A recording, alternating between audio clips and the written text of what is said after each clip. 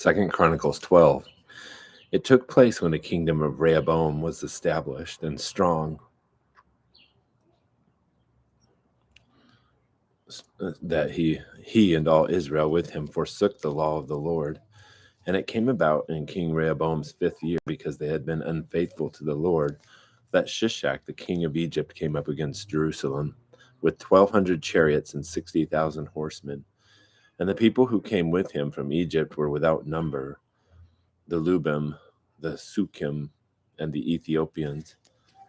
And he captured and fortified cities of Judah and came as far as Jerusalem. Then Shemaiah the prophet came to Rehoboam and the princes of Judah who had gathered at Jerusalem because of Shishak. And he said to them, "Thus says the Lord, you have forsaken me, so I also have forsaken you to Shishak."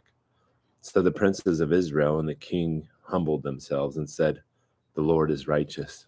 And when the Lord saw that they humbled themselves, the word of the Lord came to Shemaiah, saying, "They have humbled themselves, so I will not destroy them, but I will grant them some measure of deliverance, and my wrath shall not be poured out on Jerusalem by means of Shishak. But they will become his slaves, so that they may learn the difference between my service and the service of the kingdoms of the countries."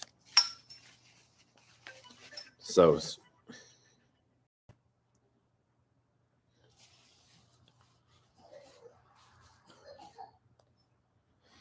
Shishak, king of Egypt, came up against Jerusalem and took the treasures of the house of the Lord and the treasures of the king's palace.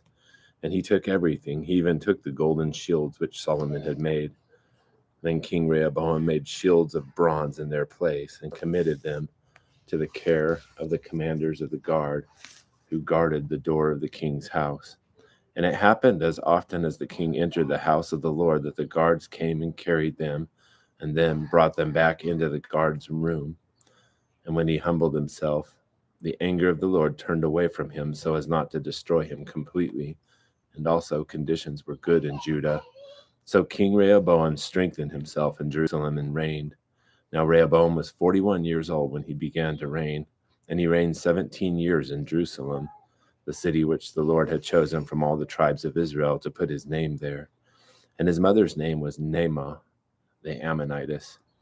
And he did evil because he did not set his heart to seek the Lord.